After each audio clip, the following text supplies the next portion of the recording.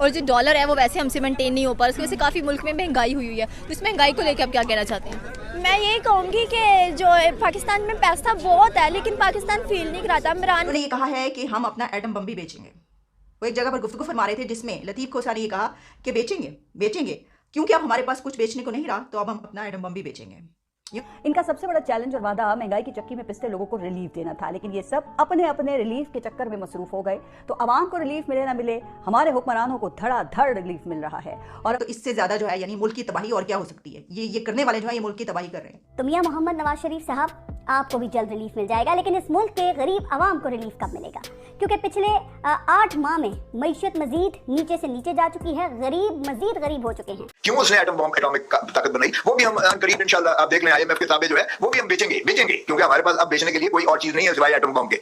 वो तो हम कह रहे हैं ना, अमेरिका वाली बोले वगैरह वगैरह प्राइवेटाइजेशन में। अब आखिरी ये कील ठोके के बुटों की बाकी कफन में ही है, जुल्म की रास्ते नहीं चला करती हैं। वहाँ से निकलवाया। नेबर कंट्री भारत है, वो क्यों इतनी तरक्की कर गया? उसने ऐसा क्या किया है? सुपर ट्रेन बनाई है। हमारी जो फड़े मारता था शेख रशीद, उसने कभी भी यानी किसी बात पे इम्प्लीमेंट नहीं किया। ये 3 खरब डॉलर खा चुके हैं पाकिस्तानी, 3 खरब डॉलर जो हैं ये सियासतदान खा चुके हैं और यहाँ हमारी संगी से निकाल रहे हैं। और जिस दिन इनको कोई लीडर मिल गया, पाकिस्तानी बाहर सड़कों पे आ गए। मैं नहीं समझता अब इमरान खान लीडर रहा है या शेख रशीद लीडर रहा है, ये सब हमाम में नंगे हो चुके हैं।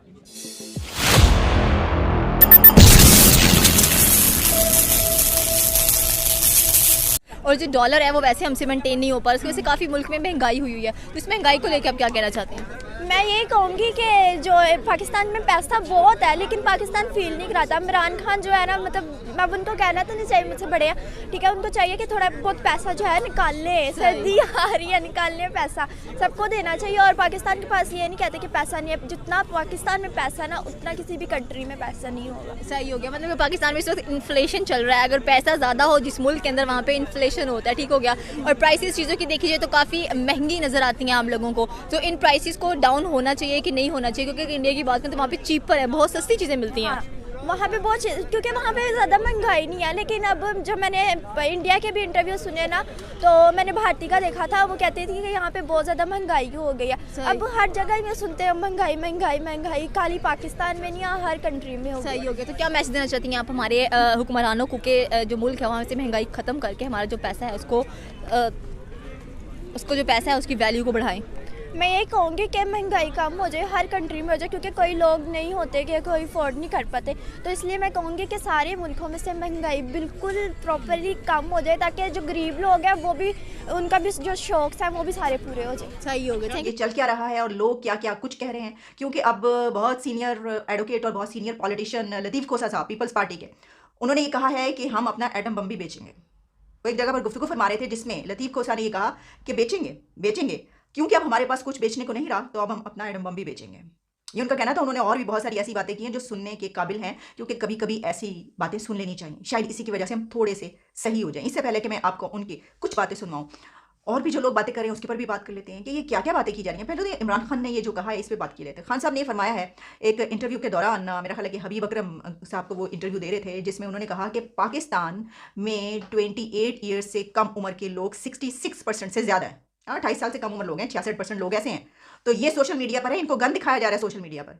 यानी पाकिस्तान की वो यूथ जो कि 66% से ज़्यादा है, यानी कि 28 साल से कम उम्र लोग हैं, और उनको ये गन दिखाया जा रहा है। तो इससे ज़्यादा जो है यानी मुल्क की तबाही और क्या हो सकती है। ये करने वाले जो है ये मुल्क की तबाही कर रहे हैं। इनका सबसे बड़ा चैलेंज और वादा महंगाई की चक्की में पिसते लोगों को रिलीफ देना था, लेकिन ये सब अपने अपने रिलीफ के चक्कर में मसरूफ हो गए।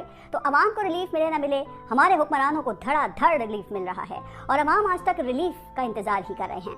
वज़ीर आज़म शहबाज शरीफ ने जब हलफ लिया था तो याद है ना कि उन पर उस वक्त फर्द जुर्म आयद होने वाली थी, लेकिन वो वज़ीर आज़म बन गए तो फर्द जुर्म टल गई। अदालत ने उनको बरी कर दिया, नैब कानून में तरमीम की तो उनके खिलाफ नैब के सारे केसेस, सारी इंक्वायरियां बंद हो गईं। तो वज़ीर आज़म साहब, आपको तो रिलीफ मिल गया, अब इस गरीब आवाम को रिलीफ कब देंगे? जरदारी साहब पर भी करप्शन के इल्जामात मुकदमात थे। जब से इक़्तिदार में आए सब मुकदमे और तफ्तीशें माजी का किस्सा बन गई। तो जरदारी साहब, आपको भी रिलीफ मिल गया। क्या आप बता सकते हैं कि इस गरीब आवाम को रिलीफ कब देंगे? इसहाक डार जब मुल्क से बाहर थे तो मफरूर भी थे और इश्तहारी भी थे। मिफ्ता इस्माइल की नाकामी का ऐलान करके जब इसहाक डार को लाया गया तो वो जेल के बजाय काबीना के रुकन बन गए। फिर देखते ही देखते उनके मुकदमात ऐसे गायब हुए जैसे गधे के सर से सींग। तो इसहाक डार साहब, आपको तो रिलीफ मिल गया ना, लेकिन जिस आवाम को रिलीफ देने के लिए आपको खास तौर पे लाया गया था, उस गरीब आवाम को रिलीफ कब देंगे? अच्छा, हुकूमत बदली तो मरियम नवाज के भी दिन बदल गए। उन पर करप्शन का मुकदमा खत्म हो गया और वो करप्शन इल्जामात से बरी हो गई। 1.5 माह पहले वो पाकिस्तान छोड़ के लंदन जा चुकी हैं। तो मरियम नवाज साहिबा, आपको तो रिलीफ मिल गया, आप लोग इस अवाम को रिलीफ कब देंगे? अब बचे मियां मोहम्मद नवाज शरीफ। रास्ते के तमाम कांटे दूर हो चुके हैं, तो हो सकता है कि अब पाकिस्तान वापस आने का सोच रहे हों या तैयारी कर रहे हों, क्योंकि मरियम नवाज की बरियत के बाद अब मियां साहब भी सादिक और अमीन करार दिए जाने की कोशिशों में मसरूफ हैं और उम्मीद है, बल्कि उन्हें तो यकीन होगा कि जल्द उनको भी रिलीफ मिल जाएगा। तो मियां मोहम्मद नवाज शरीफ साहब, आपको भी जल्द रिलीफ मिल जाएगा, लेकिन इस मुल्क के गरीब आवाम को रिलीफ कब मिलेगा? क्योंकि पिछले 8 माह में मईशत मजीद नीचे से नीचे जा चुकी है, गरीब मजीद गरीब हो चुके हैं। वो ये भी कहा गया कि जनाब जो नए आर्मी चीफ है उनका जो पुराने आर्मी चीफ है, 7 घर है, दीवार जुड़ी हुई है भाई, दीवार जुड़ी हुई है दोनों घरों में। अब पुराने वाले तो रिटायर हो गए तो उनका तो घर तब्दील हो गया होगा। तो वो कहने का ये कहा जा रहा था कि भाई वो जो है वो रोजाना उनके घर जाते हैं। तो अगर फर्ज करें अगर कोई फॉर्मर आर्मी चीफ नए वाले आर्मी चीफ के घर रोजाना जा रहा है तो इसमें क्या प्रॉब्लम है? आप जाने दें उनको, यानी आपको ये खदशा है, आपको ये शक है, आपको ये प्रॉब्लम है कि वो घर क्योंकि जा रहे हैं तो उनको जो है बता रहे होंगे कि भाई ये करो, वो करो, ये ना करो, वो ना करो। तो ये सब बातें जो हैं ये ऐसी हैं कि ये एक तो ये कि ये हैं, इसी के ऊपर आप एविडेंस साबित नहीं कर सकते। दूसरी बात ये कि अगर ये ऐसा कुछ है भी तो इस पर आप क्या सवाल उठा सकते हैं, क्या कह सकते हैं?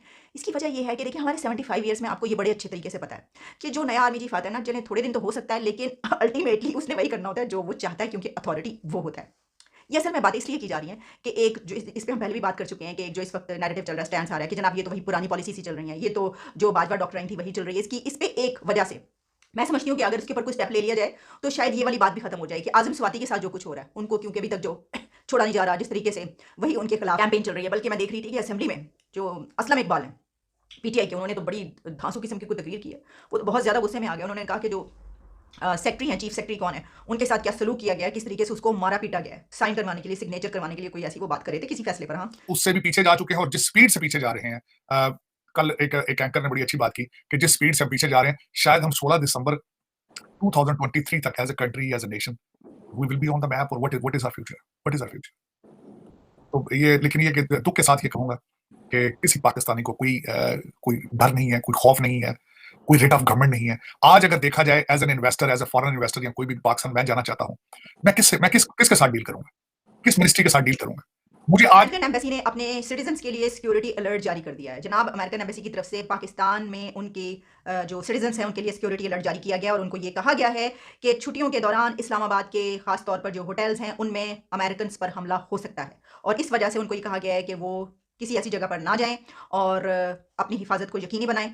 और इसमें जो भी पैरामीटर्स लिए जाते हैं इस तरह का जब कोई अलर्ट जारी किया जाता है, और आप जान सकते हैं कि अगर अमेरिका की तरफ से, अमेरिकी सफारत खाने की तरफ से अपने सिटीजन्स के लिए ये अलर्ट जारी किया गया है कि इस्लामाबाद में कोई ऐसी दहशतगर्दी की बड़ी वारदात हो सकती है और ख़ासतौर पर उसमें अमेरिकनों को निशाना बनाया जा सकता है, तो वो ज़ाहिर है कि आप जानते हैं कि अगर ऐसे लोग कहीं पर मिलेंगे तो इस्लामाबाद के होटल्स में मिलेंगे बड़े बड़े। तो इसलिए कहा गया कि वो किसी भी बड़े रेस्टोरेंट या होटल्स वगैरह में जाते हुए ज़रा वो करें।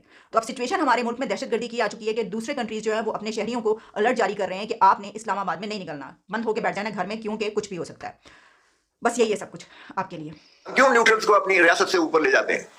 ये अजीब है हमारे सियासतदान, मुझे तो समझ नहीं आती है। कभी अपनी दाढ़ी न्यूट्रल्स के हाथ में दे देते हैं, कभी ये अदालत की जो है उसमें छुपते हैं, उसके असर से जो है इक़्तिदार में आते हैं या इक़्तिदार से निकलवाते हैं किसी को। ये क्या मजाक बना हुआ है हमारे मुल्क की रियासत के साथ? क्या खिलवाड़ हो रहा है? जो मुल्क मेहनत करते हैं वो ही मुल्क आगे जाते हैं, और जिनकी ख़ास तौर पे गवर्नमेंट मेहनत करती है, साथ गवर्नमेंट जो है वो अपनी उन लोगों को ज़्यादा सहूलत देती है, वो जो कुछ करके दिखाते हैं वो लोग आगे जाते हैं। अगर